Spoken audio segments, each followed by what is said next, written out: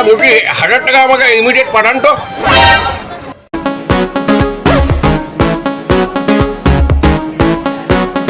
হ্যাঁ টাকা পেয়ে গেছি।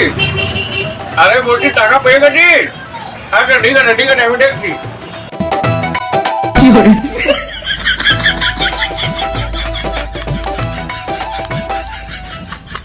ও বৌদি, দাদা কোথায় গেল? দাদা?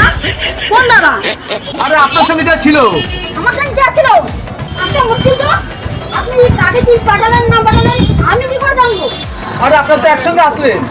আরে বাবা আজকে মুশকিল তো, একটা মহিলাকে বদনাম করছেন। আমি এসে একটা জিনিস কিনে আমি কার সঙ্গে এসেছি? যা বাবা, আরে আমি তো জানি আপনারা একসঙ্গে এসছেন। আপনার মশাই আমার 1000 টাকা